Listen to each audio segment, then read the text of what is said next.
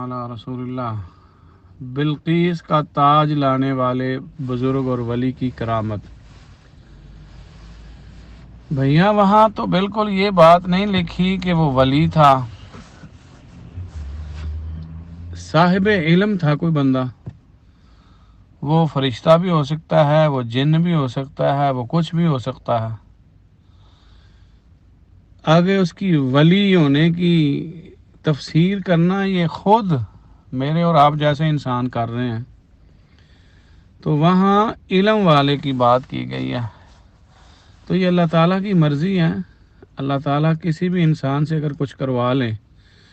سوال یہ ہے کہ آج بریلویوں کے ولیوں کی آپ نے بات کی ہے،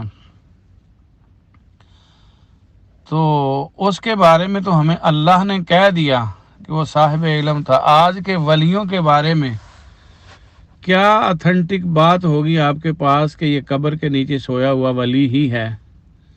صرف میرے اور آپ کے کہنے سے یا 500 10,000 بندہ کہہ رہا ہے کہ یہ ولی ہے، اس سے وہ ولی تو نہیں بن جائے گا نا۔ ہم نے لوگوں نے ولی بنایا ہوا، ہمارے پاس کوئی سند تو نہیں ہے۔ ممکن ہے وہ ولی نہ ہو، اور ممکن ہے جس کو ہم ولی نہیں سمجھتے وہ عام قبرستان میں پڑا ہوا ہے وہی اللہ کا ولی ہو۔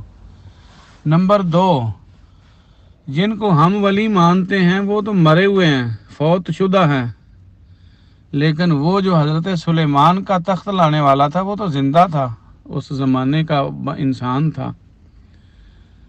تو مردہ انسان کو زندہ پہ قیاس کرنا، اور جس کے ولی ہونے کی کوئی سند اور شہادت نہیں ہے اس کو اس انسان پہ قیاس کرنا جس کی بات اللہ کر رہے ہیں یا رسول کر رہے ہیں، تو میرا نہیں خیال کہ یہ کچھ مماثلت اور موافقت رکھتا ہے۔ باقی رہا سلیمان علیہ السلام کا علم، یہ اللہ کی مرضی ہے۔ سلیمان اگر خود لاتے تو ممکن ہے وہ بات نہ بنتی جو بلقیس کو دکھانی تھی اللہ تعالیٰ نے۔ یہ اللہ تعالیٰ کی مرضی ہے، ہمیں بلیو ہے، یقین ہے کہ یہ ایسے ہے، لیکن آج ان چیزوں پر قیاس کر کے ہم اپنا عقیدہ نہیں بنا سکتے، ان کی وجہ سے جو ہم نے چیزیں آپ کو ذکر کی۔